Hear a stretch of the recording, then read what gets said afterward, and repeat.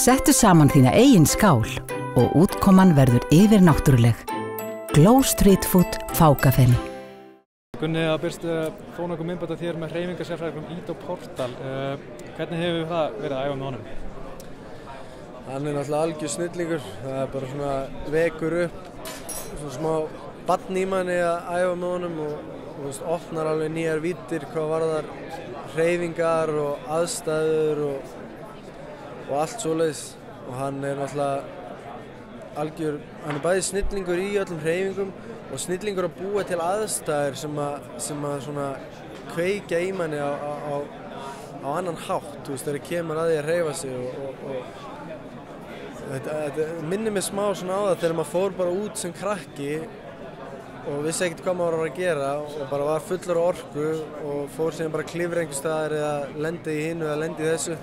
Það var svona, manni líður alltaf hrikalega vel eftir daginn, eftir allar þessar æfingar sem hann er að gera og þetta svona opnar alveg nýjar víddir fyrir mér. Finnst þér að hjálpa þér í undirbúningi fyrir bardagann? Já, alveg klárlega.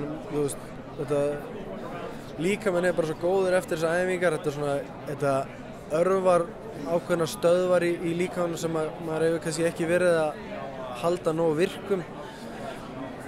Er að virkja vöðva sem að hafa kannski lengi verið ekki nógu virkir og síðan líka bara svona hreyfingar sem þú gerir nú þegar hjálpar aðeins með það.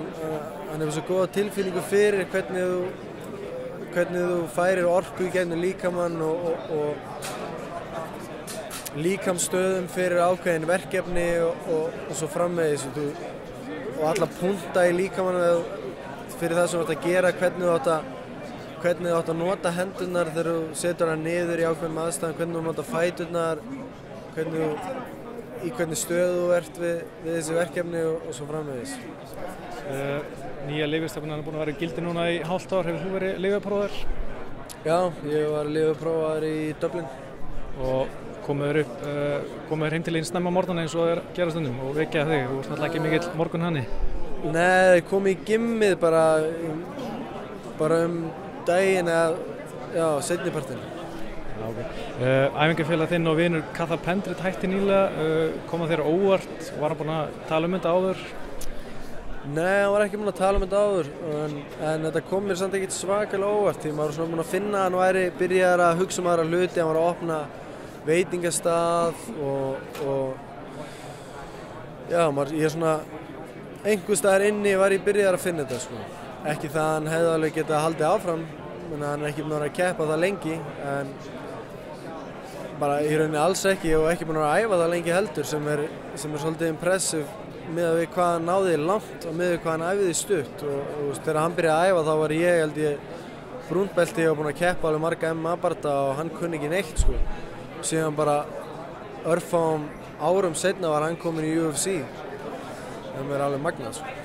Já, hvernig var að vera í Ultimate Fighter? Þú sást nú ekkert mikið í þáttunum allan að hinga til en varstu eitthvað að þjálfa eða æfa með köpunum sem voru í þáttunum? Já, ég fór nú aðalega út til þess að fá þetta harðlega gefins og síðan ákveður að nota mig í þættinu bara hann eitthvað, það var bara ein æfinga eitthvað sem ég tók þátt í. Þú verið að spyrja, hvað er að frétta Harley-hólunum? Þú ert ekki komið heim ennþá? Ég veit ekki hvað er að frétta sko, ég hef bara bíðað eftir að sendi þetta kvikindi. Þetta er reyndar eitthvað svona ægilega custom made dæmi sko, þannig að það tók eitthvað tíma að setja saman en það getur nú alltaf tekið svona langa tíma sko. Það hlýtur að fara að koma. Það er ekki komað fyrir sumarið, þá er ég brjálaður sko. Sá mynda hérna glæsilegri villu sem Conor og þú dvelja í núna, er þetta betur en McMansion? Á mörgu leyti já, það er náttúrulega brjálað útsýni þarna og þetta er mjög næs sko. Þetta er samt bara allt öðruvísi, allt öðruvísi hús. Þetta er svona svipað stórt en svona, svolítið öðruvísi. Og örstugt í lokin, hvernig fer Conor Aldo á laugardaginn?